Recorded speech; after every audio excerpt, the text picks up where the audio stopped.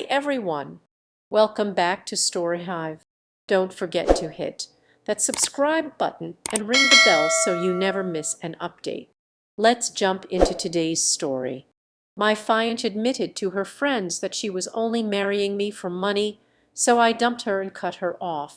I am 29 years old now with an MBA and a very cushy position in my father's company.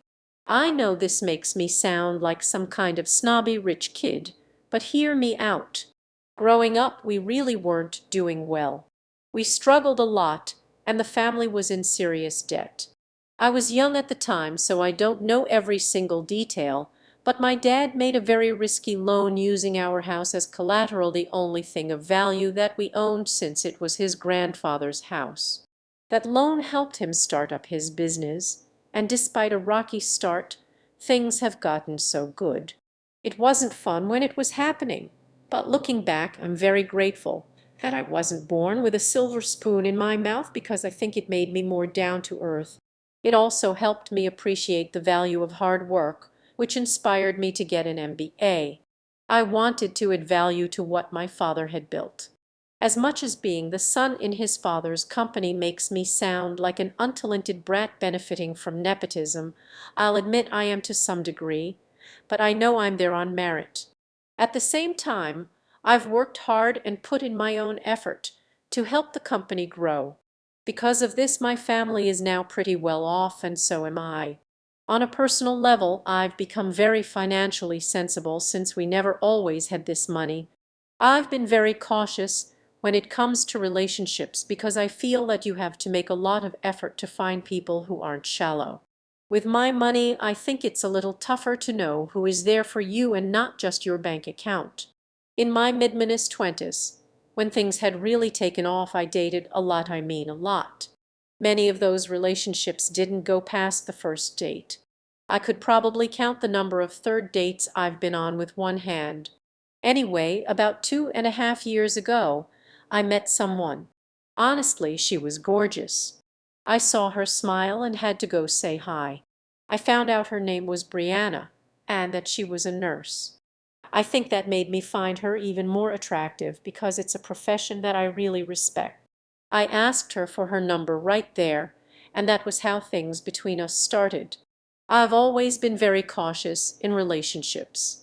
When I start one, it's with the aim of going the distance. I always try to see whether I can see my wife in someone before I take things seriously. I think that's why I try to make sure that my money is at most a quarter of the reason someone is with me. It would be stupid for me to assume that it doesn't make me more of a catch to women, but I don't want to find myself in a relationship with anyone who considers that to be the primary reason they're with me. I honestly didn't see any gold digger behavior with Brianna. She was smart, amazing to talk with, funny, and she just brought everything I wanted to the table. So 2 years and some months after we met, I popped the question to her and she said yes.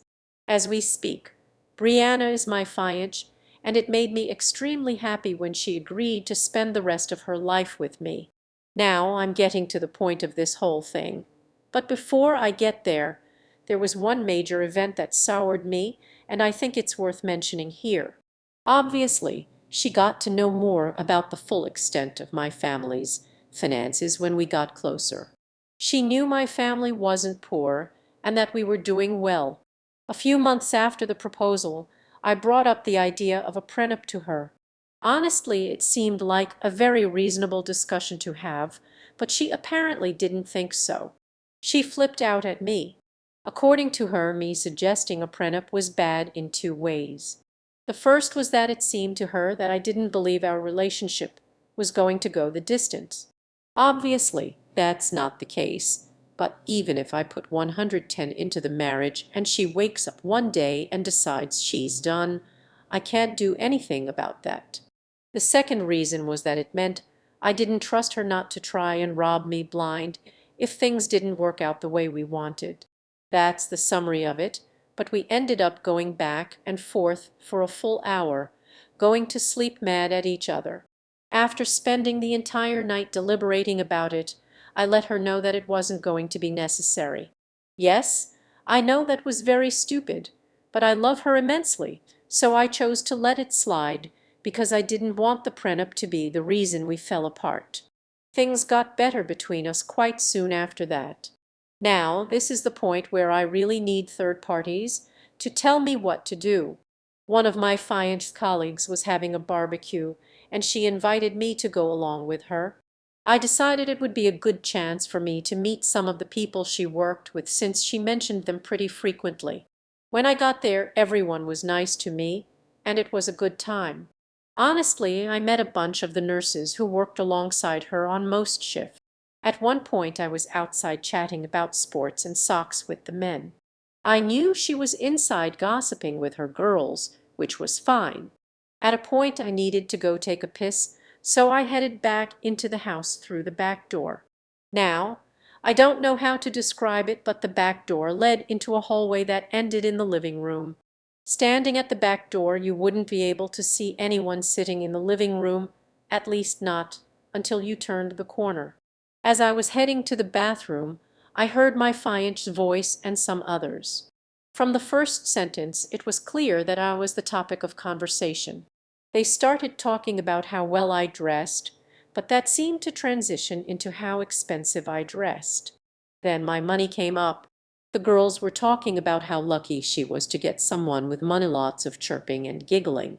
Then I heard my fiancé say something that felt like a punch in the gut. He has a lot of money, and honestly, his money is the best part of him by far. That was followed by a lot of giggling and laughter. She even added he asked for a prenup. I said no, of course. I have to be able to cash out if things hit the rocks. At that point I left and went back outside. I honestly didn't find myself needing to use the bathroom anymore. We went back home, and she noticed something was up with me, but I didn't tell her what it was until she went to bed. This happened a few days ago, and at this point I don't know what to do. She's a great person, and I love her a lot, but I'm fighting a battle with myself, trying to figure out whether I should let it pass as stupid female gossip that she leaned a bit too far into, or whether this is worth canceling everything we had planned for the wedding and kicking her out of the house. Honestly, I don't know what to do. My mind is telling me to end things because this was exactly what I never wanted, somebody who values my money way too much. A few days ago she was the perfect woman to me, and I hate how quickly that all changed. My heart is telling me to talk to her about it, but honestly I can't figure it out. I appreciate all and any advice. Edit, I'm seeing a lot of people saying that I should never have compromised on the prenup. I should have just ended things right there. A lot of you said it in unnecessarily harsh ways, but I've got thick skin. If I had another chance, I might not have done things differently, but I do agree that I would give someone else the same advice. I should have stood my ground on that because even if I decide to stay with her, the comment I overheard makes me realize how important a prenup is with her. Edit, I'm inclined to agree with the comments saying that I should simply end things right now instead of risking it with somebody who has shown that my money is a primary interest of theirs. The only thing is, I feel like the best case scenario might be for me to talk over the prenup with her again. I know that would safeguard me, but it doesn't necessarily make her less interested in my money. But isn't it natural for someone to appreciate someone who has a good amount of money? Edit, okay, I've had a lot of sense talked into me.